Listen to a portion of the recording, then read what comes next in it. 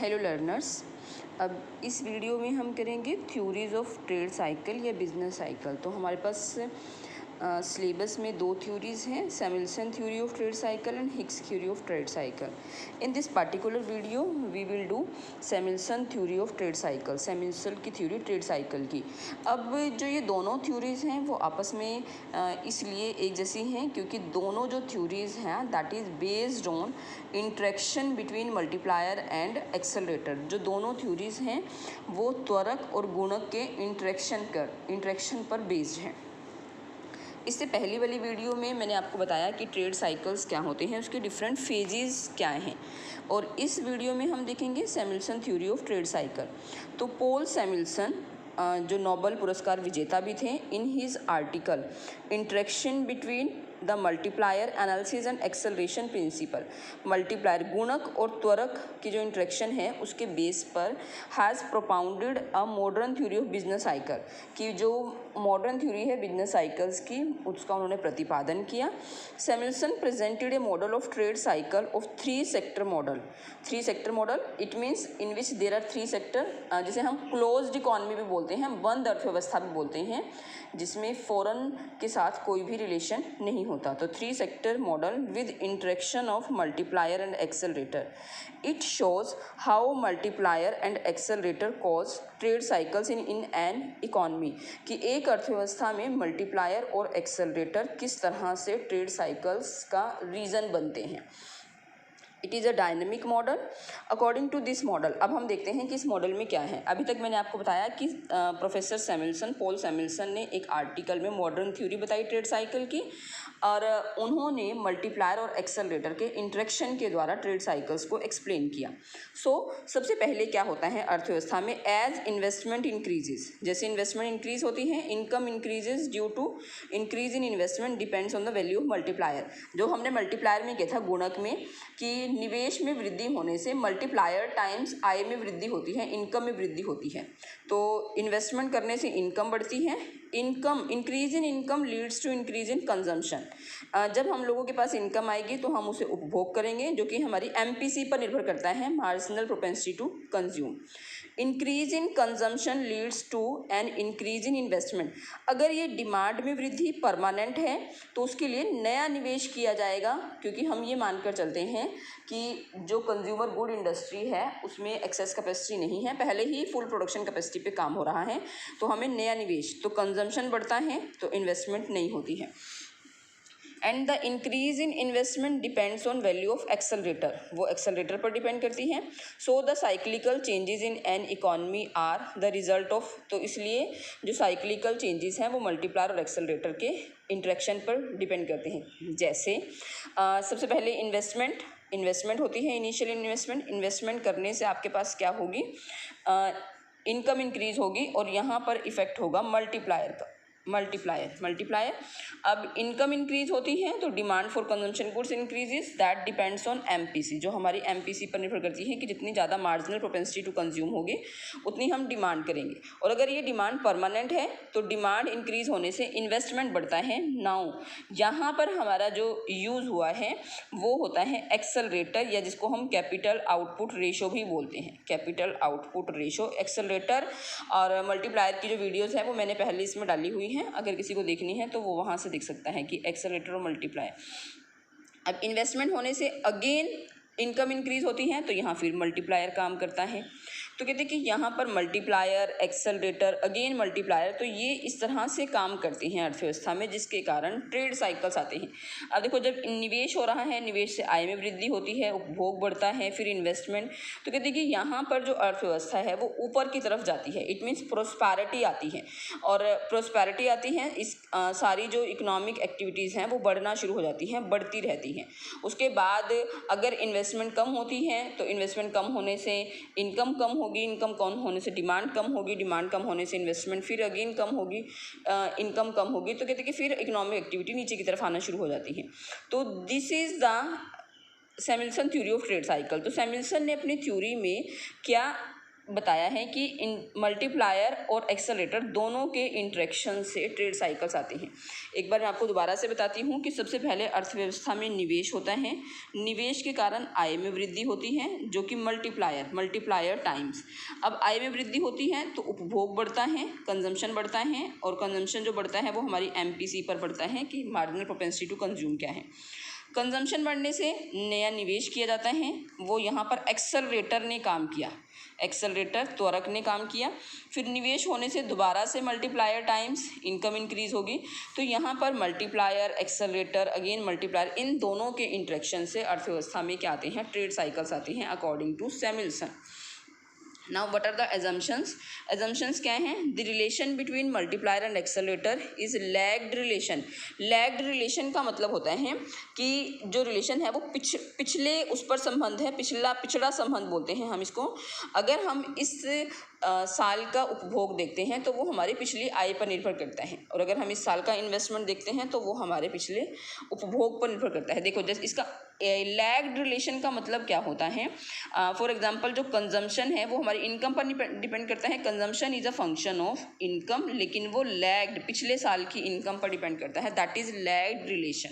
It means that investment of time T is a function of income of T-1, कि अगर हम इस समय पीरियड का देख रहे हैं तो वो पिछले समय पीरियड के ऊपर निर्भर करता है। क्लोज्ड इकोनॉमी, अर्थव्यवस्था बंद अर्थव्यवस्था है। Value of MPC and value of accelerator, that is capital output ratio, is fixed. तो अभी तक हमने 3 एजम्पशन, आई होप कि आपको समझ आ गई होंगी। आई रिपीट कि एक तो लैग्ड रिलेशन है। लैग्ड रिलेशन का मतलब है कि जो करंट आपका टाइम पीरियड में करंट इन्वेस्टमेंट है या करंट कंजम्पशन है वो लैग्ड रिलेशन पर निर्भर करती है। There is closed economy, it means कोई भी किसी भी तरह का फॉरेन ट्रेड नहीं होता है। And value of MPC and value of accelerator remains fixed, वो फिक्स रहती है।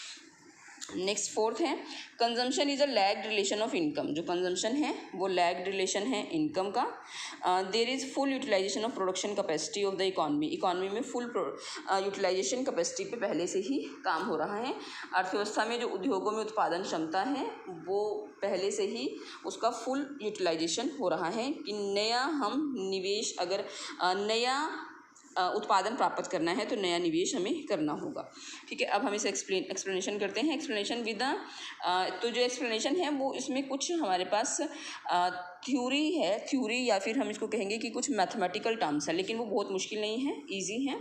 Samuelson has given the following equations to calculate the national income at a particular time period. जो नेशनल इनकम है GT government expenditure, CT consumption, IT का मतलब investment, क्योंकि 3 sector लिए गए हैं। फॉरेन ट्रेड, एक्सपोर्ट, इंपोर्ट को बिल्कुल एक्सक्लूड कर दिया गया तो हाँ, तो हमारी इनकम के ये 3 सेक्टर्स हैं। 3 GT गवर्नमेंट एक्सपेंडिचर है आपके पास, देखो मैंने लिखा है YT income of the period, CT government expenditure in period T, CT consumption expenditure in T period, and IT investment in T period. Okay, अब हम 1 बाय 1 की वैल्यू रखते हैं। सबसे पहले CT देखते हैं। This is our first equation, ये फर्स्ट इक्वेशन है।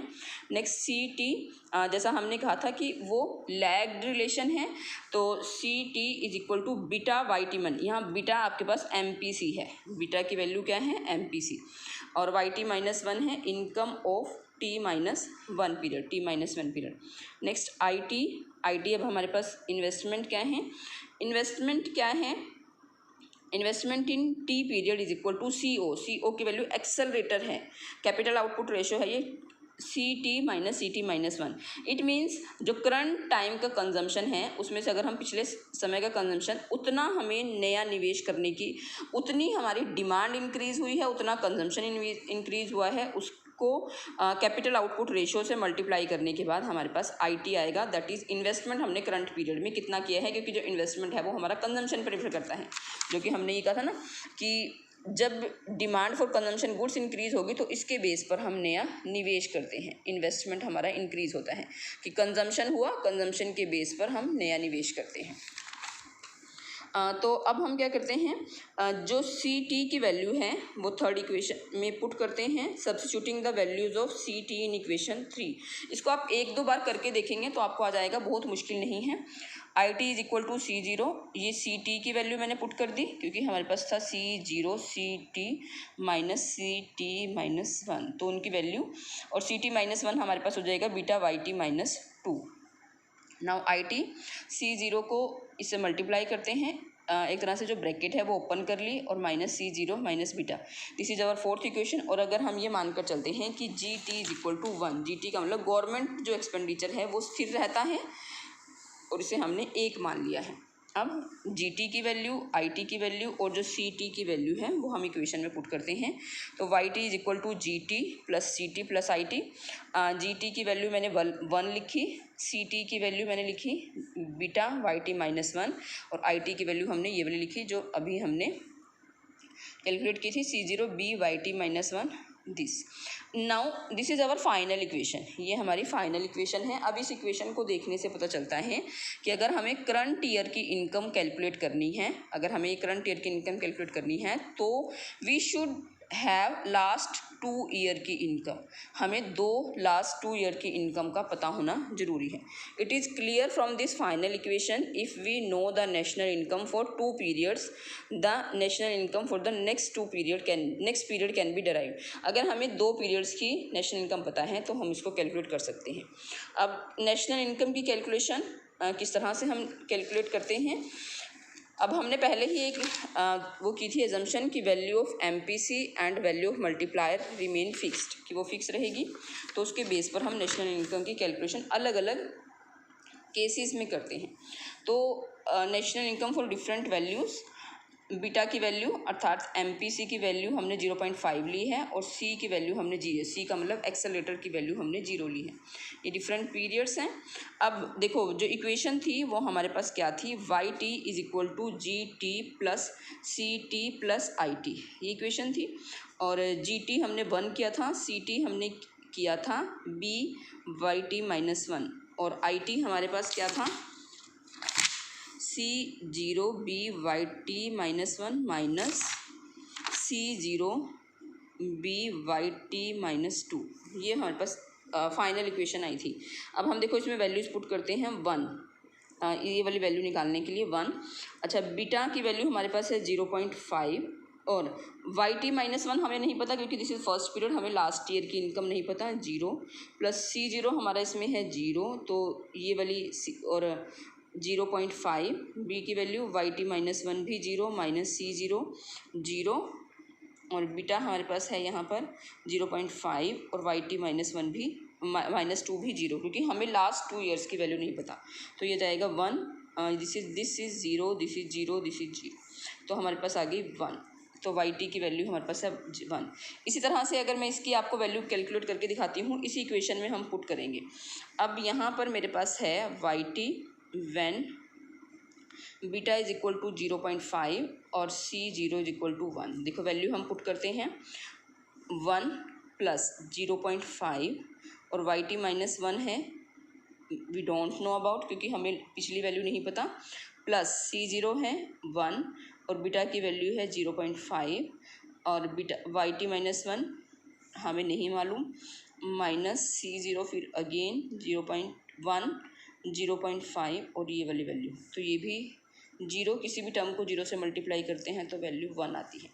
ठीक है, अब मैं आपको किसी और वैल्यू इसकी थर्ड पीरियड की निकाल के दिखाती हूँ कि अगर इसमें हमने ये वाली वैल्यूज़ पुट करनी है थर्ड पीरियड की, तो देखो हमारे पास क्या है 1 प्लस ये y3 है थर्ड पीरियड में, इसमें इसकी वैल्यू निकाल के दिखाती हूँ मैं यहाँ पर 1 प्लस बीटा है 0.5 और वाई टी माइनस वन है 2 पिछले साल की वैल्यू, प्लस सी जीरो है आपके पास 1 और बीटा है 0.5 और वाई टी माइनस वन है 2, इसमें वैल्यू पुट कर रही हूँ मैं 2 माइनस सी जीरो है 1 बीटा है 0.5 वाई टी माइनस टू की वैल्यू 1 आएगी, उससे भी 1 साल पुरानी, तो आपके पास आ जाएगा 1 प्लस 2 को 0.5 से मल्टीप्लाई करेंगे 1 और ये हो जाएगा 1 माइनस 0.5, तो आएगा 3 माइनस 0.5 इक्वल टू 2.5। तो ये वैल्यूज़ हमने इस तरह से कैलकुलेट की हैं,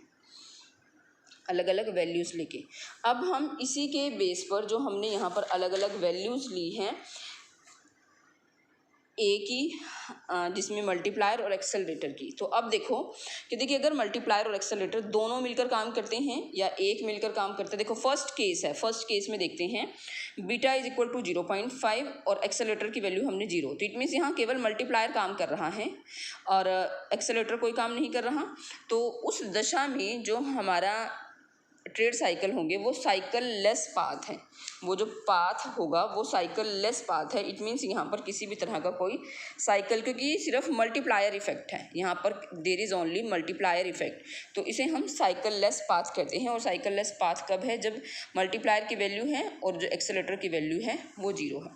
सेकेंड सिचुएशन, जब बीटा की वैल्यू 0.5 और जो एक्सेलरेटर की वैल्यू है 1, तो यहाँ पर हमारे जो ट्रेड साइकिल है वो डैम्प्ड साइकिल पाथ होगा, परिमंदित चक्रीय पाथ। तो इसका मतलब है कि जो उतार चढ़ाव है वो उनका जो विस्तार है वो पहले से कम होता जाएगा, जो हमारी आई है ना वो धीरे धीरे धीरे कम होती जाएगी। देखो इसमें हम टेबल देखने से पता चले कि 1, 2, 2.5, 5, उसके बाद वो धीरे धीरे कम होना शुरू हो जाते हैं। तो इसको हम बोलते हैं डैम्प्ड साइकिल पाथ, कि वो जो परिवर्तन है, अगला जो परिवर्तन है वो पहले चक्र से कम हो जाता है, वो धीरे धीरे कम होता है। नेक्स्ट थर्ड सिचुएशन है, थर्ड सिचुएशन में अगर beta is equal to 0.5 MPC और यहाँ पर आपके पास जो एक्सेलरेटर है, कैपिटल आउटपुट रेशियो है, उसकी वैल्यू अधिक है, तो जो यहाँ पर विस्तार होगा वो कांस्टेंट विस्तार होगा। इट मीन्स एक जैसे विस्तार आएंगे। इस अवस्था में गुणक और त्वरक जो गुणांक हैं उनकी वजह से जो उतार चढ़ाव हैं वो एक जैसे होंगे। तो देखो जो उतार चढ़ाव हैं वो एक जैसे उतार चढ़ाव हैं।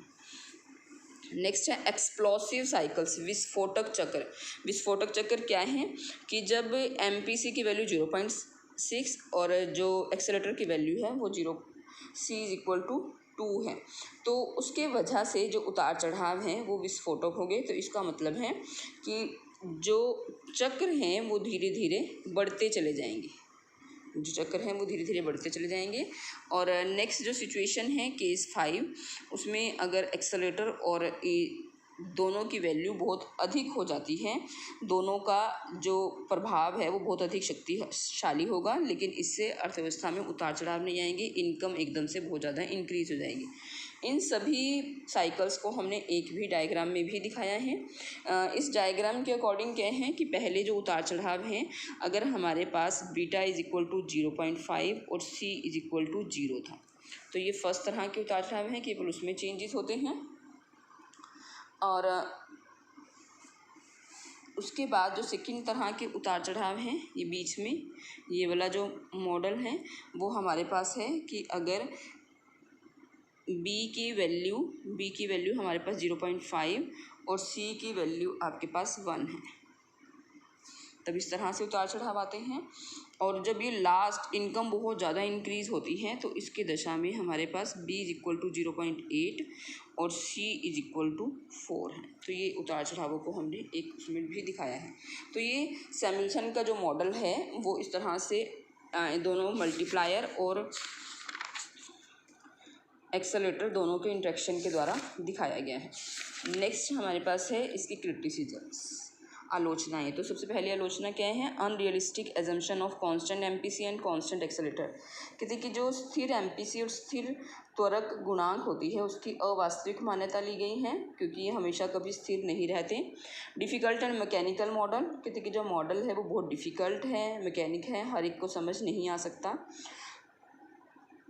Time period of trade cycles, Samuelson ने जिन टाइम पीरियड्स की जो लंबाई है उसके बारे में नहीं बताया कि इसका टाइम पीरियड कितना रहेगा। व्यापार चक्रों की जो व्याख्या उसमें टाइम पीरियड की अवहेलना की गई है। अधिकतम व्यय no limits of upper ceiling and lower ceilings, कि देखिए जो अपर सीलिंग है और लोअर सीलिंग है उसको भी नहीं बताया गया है। Only applicable in closed economy, जो क्लोज्ड इकॉनमी है उसी में केवल एप्लीकेबल होती है। कॉन्स्टेंट इक्विलिब्रियम पाथ, कि देखिए सैमुअल्सन ने जो अपने विश्लेषण में संतुलन पाथ को स्थिर माना है या फिर आर्थिक उतार चढ़ाव उसी के आसपास होते हैं, इसका मतलब है कि संतुलन केवल स्थिर है, लेकिन ये वाली जो इसकी मान्यता है वो बहुत अवास्तविक है। लास्ट में हम इसका करते हैं कंक्लूज़न। लास्ट में हम यह कह सकते हैं कि जो सिद्धांत हैं वो जटिल होने के साथ साथ एक महत्वपूर्ण सिद्धांत हैं और बहुत सारे सभी अन्य सिद्धांतों का आधार भी है, क्योंकि इसने ये बताया है कि मल्टीप्लायर और एक्सेलरेटर मिलकर किस तरह से एक अर्थव्यवस्था में ट्रेड साइकिल्स को जन्म देते हैं। तो this is all about Samuelson theory of trade cycle. I know थोड़ी सी टिपिकल हैं but very important topic. Next video में हम करेंगे Higgs theory of trade cycle की। हिग्स की थ्योरी क्या है तो वो हम बाद में करेंगे, लेकिन अभी के लिए फ़िलहाल हमने किया है Samuelson theory of trade cycle. Thank you very much.